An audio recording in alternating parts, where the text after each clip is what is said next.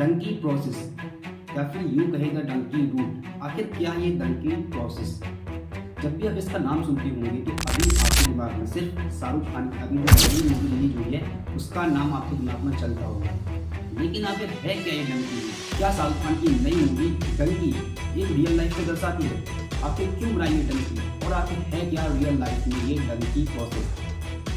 आज इस डंकी प्रोसेस का पूरी तरीके से पर्दाफाश करने वाले हैं अपन इस वीडियो में। बस बने रहिए मेरे साथ में इंटरनेशनल अवेयरनेस। इसके बारे में जानने से पहले सबसे पहले चलते हैं इसकी घटना जहाँ से जुड़ी हुई है। सबसे ज़्यादा भारत में गुजरात जो कि भारत का एक राज्य है, यहाँ की एक हलचल भरी राजधानी गांधीनगर से लगभग 13 किलोमीटर दूरी पर स्थित एक गांव है जिसका नाम है डिंगूचा। यहाँ से डंकी प्रोसेस की शुरुआत ज़्यादातर होती है।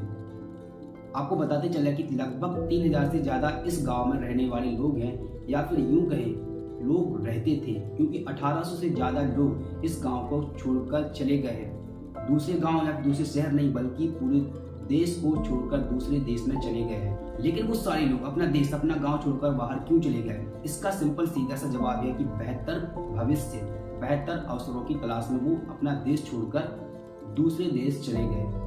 अगर आप कभी डिंगूचा जाते हो तो आप वहाँ पर पाएंगे कि वहाँ पर आपको बहुत ज़्यादा पोस्टर मिलेंगे, और किस चीज़ के? यूके और यूएस बिना वीज़ा के जाने के। इस चीज़ के वहाँ पर बहुत ज़्यादा पोस्टर मिलते हैं। इन्हीं सब चीज़ों से प्रभावित होकर अपने बेहतरीन भविष्य की तलाश में, अपने बच्चों का, अपने परिवार को बेहतरीन भविष्य देने की तलाश में एक और परिवार प्रेरित होता है और फिर वो फंसता है द डंकी प्रोसेस में। ये घटना है पटेल परिवार की, जो कि अपना सादा जीवन जी रहे थे अपने परिवार के साथ, लेकिन फाइनेंशियल प्रॉब्लम होने के कारण, फाइनेंशियल कंडीशन खराब होने के कारण उनको भी लगा कि मैं भी यूएस जाकर एक अच्छा बेहतरीन भविष्य अपने बच्चों को दे सकता हूँ। उनकी वाइफ ने सोचा कि मैं वहाँ पर एक ब्यूटिशियन का काम करूँगी पार्लर में, और इन्हीं सब भावनाओं को लेकर, इन्हीं सब इमोशन को लेकर उन्होंने सोची कि मैं यूएस जाऊँ। लेकिन उन्होंने लीगल रास्ता ना चुनते हुए इलीगल रास्ता यानी डंकी प्रोसेस को चुना। फिर फंसे वो उस डंकी प्रोसेस में। उन्होंने कैसे भी करके 6.5 मिलियन यानी 65 लाख रुपए एकत्रित किए। जनवरी 2022 में इस परिवार ने अपने जो 65 लाख रुपए जमा किए थे उस ब्रोकर को दिया, जो कि इनको डंकी प्रोसेस के थ्रू यूएस पहुंचाने वाला था। जनवरी में इनका सफर शुरू होता है। ब्रोकर ने इनसे वादा किया था कि वो टोरंटो तक इनको सही सलामत पहुंचा देगा। फिर यहाँ से इनको रास्ता अपना अकेले पैदल ही तय करना पड़ेगा। ठीक वैसा ही हुआ। पटेल परिवार को टोरंटो तक पहुंचाया गया, लेकिन टोरंटो पहुंचने के बाद पटेल परिवार ने भी जिंदगी में कभी नहीं सोचा होगा, ना तो उन्होंने सपने में सोचा होगा कि यहाँ का तापमान -35 यानी -35 डिग्री तक होगा। आप खुद सोच सकते हो कि -35 डिग्री में किसी भी मनुष्य का जिंदा रहना नामुमकिन हो जाता है। और ऐसा ही पटेल परिवार के साथ हुआ। टोरंटो पहुंचने के एक सप्ताह बाद उनकी पूरे परिवार की मृत डेड बॉडी अमेरिका और कनाडा सीमा से लगभग 12 मीटर की दूरी पर मिली। जब ये घटना सामने आई और यूएस पुलिस कर्मियों ने इनको देखा तो उन्होंने पता चला कि ये भारत के रहने वाले हैं और डंकी प्रोसेस के दौरान हमारे देश में आ रहे थे। आपको बताते चले कि ये घटना एक नहीं है, ऐसे कई पटेल परिवारों की है और साल में कई हजारों लोग इसी डंकी प्रोसेस के दौरान उसमें फंसकर डंकी प्रोसेस के दौरान अपनी जानों को गवा देते हैं। आइए अब समझते हैं कि डंकी प्रोसेस किस तरीके से काम करती है। सबसे पहले डंकी प्रोसेस शब्द का मतलब ही होता है किसी देश में उसका लीगल वीज़ा ना मिलने पर बिना वीज़ा के इलीगल तौर से उस देश में घुसना।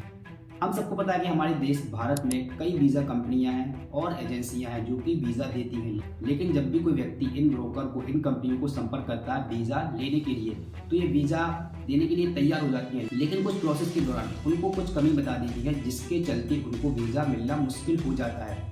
फिर वो उनके सामने रखते हैं डंकी प्रोसेस का रूट। और सीधी सी बात है, अगर कोई देश अपने देश में परेशान होकर, अपनी हालातों से परेशान होकर अपनी फाइनेंशियल कंडीशन को सुधारने के लिए उसको लगता है कि मैं विदेश जाऊंगा तो मेरी हालत पहले से बेहतर हो जाएगी, तो फिर वो डंकी प्रोसेस का रास्ता चुन ही लेता है।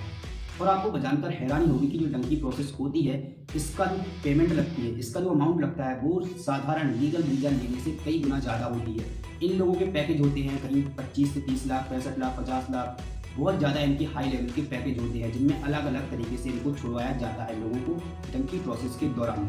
अब जब लोग डंकी प्रोसेस के दौरान फंसते हैं, इनका पैकेज लेते हैं 65 लाख, 40 लाख, 50 लाख इनको देते हैं, फिर इनके ऊपर होती है प्रोसेस इनकी चालू। ये जो ब्रोकर रहते हैं, एजेंट रहते हैं, जो लोगों को एक निश्चित दूरी तक तो बहुत ही अच्छे से यात्रा करवा देते हैं। लोगों को ऐसा लगता है कि मैं बहुत ही आसानी से इस थ्रू पहुंच जाऊंगा, लेकिन फिर शुरुआत होता है इनकी मौत से खेलने का सफर। एक निश्चित यात्रा के बाद ये एजेंट अपने वापस हो जाते हैं। फिर लोगों को अकेले ही सफर करना पड़ता है। कई बार घने जंगलों से कई सौ किलोमीटर घने जंगलों में घूमना पड़ता है, कई खतरनाक रेगिस्तान में, कई बर्फीले क्षेत्रों में, जैसा कि पटेल परिवार के साथ हुआ था।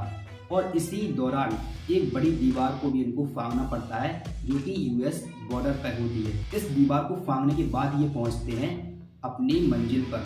लेकिन इसी दौरान, इस प्रोसेस के दौरान जो सफ़र करते हैं, इसमें कई लाखों लोग अपनी जान गंवा देते हैं और कई तो साल साल तक नहीं पहुंच पाते, इन चीज़ों में भटकते ही रहते हैं। इतना खतरनाक ये डंकी प्रोसेस, फिर भी हर साल कई लोग इसमें फंसते हैं।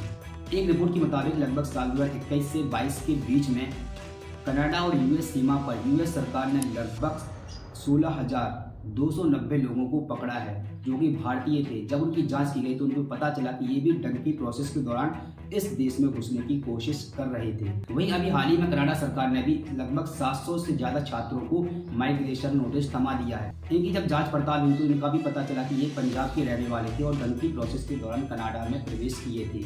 इसी के साथ सर्बिया ने भी 1 जनवरी 2023 में भारत के लोगों के लिए बिना वीज़ा के सर्बिया में यात्रा करना प्रतिबंध लगा दिया है, क्योंकि साल 2023 के पहले दिसंबर तक लोग बिना वीज़ा के वहां पर सफ़र कर सकते जो भारतीय थे।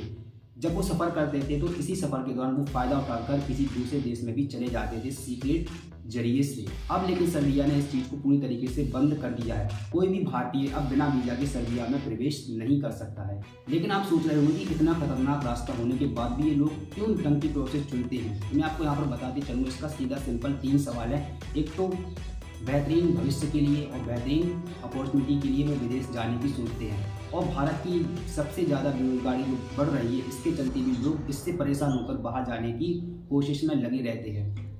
और यहाँ पर जो राजनीति हमारे भारत में चल रही है, धर्म के नाम पर एक दूसरे को बांटना, कास्ट के नाम पर एक दूसरे को बांटना, इससे भी लोग परेशान होकर बाहर जाने की सोचते हैं। इसलिए वो चुनते हैं डंकी प्रोसेस के जरिए, क्योंकि वीज़ा तो उनको मिलने वाला है नहीं, ये कंपनियाँ वीज़ा देने वाली है नहीं।